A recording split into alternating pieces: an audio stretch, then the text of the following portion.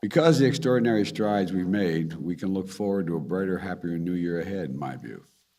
But I also know that despite this progress, families are anxious. They're anxious about COVID. They're anxious about the cost of living, the economy more broadly. They're still uncertain. I want you to know I hear you. It's not enough to know that we're making progress.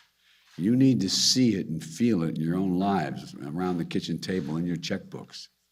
And that's why every day my team and I are working to deliver consistent, determined, focused action to overcome the challenges we still face. Now, chief among those challenges is COVID-19. Yesterday, I laid out key actions we're going to take this winter to fight this virus, to protect one another, to protect our economy and our economic recovery. They include, number one, expanding our nationwide booster campaign with more outreach, more appointments, and more hours. I was thrilled to see that yesterday we had more vaccine shots administered than any day in the past 6 months.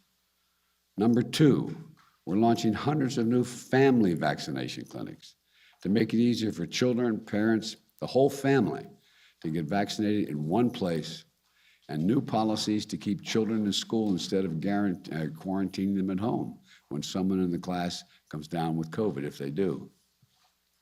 Thirdly, making free at-home tests more available than ever before by having them covered by our private health insurance plans.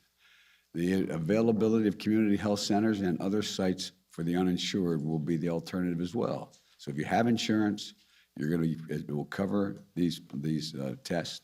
And if you don't have insurance, we have facilities you can attend and get these tests.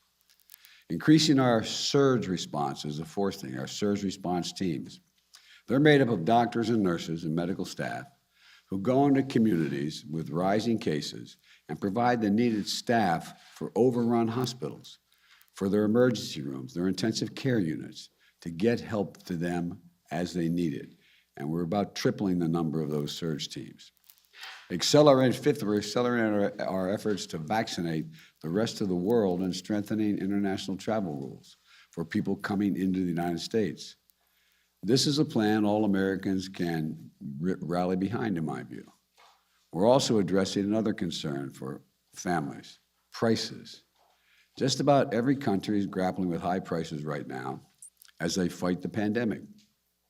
And as the world economy continues to come back to life, the more price pressures are going to ease as things begin to move. But we're not sitting around waiting. In the meantime, I've used every tool available to address price increases, and it's beginning to work.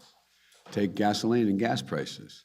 Last week, I announced the largest ever release from the United States Strategic Petroleum Reserve to increase the supply of oil and help bring down prices.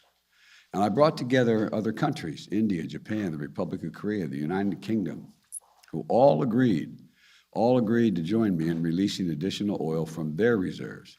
And China may very do more as well. They haven't done it yet. This worldwide effort we're leading won't solve the problem of high gas prices overnight. But over the last month, likely due in part to the anticipation of this action, we've seen oil and gas prices out of the wells. Oil and gas prices on the wholesale market come down significantly. Since the end of October, the average weekly price of gasoline on the wholesale market, that's what you sell to the gas stations, has fallen around 10%. And that decline has picked up in recent days. That's a drop of about 25 cents per gallon. These savings are beginning to reach Americans and should pick up in the weeks ahead. And it can't happen fast enough.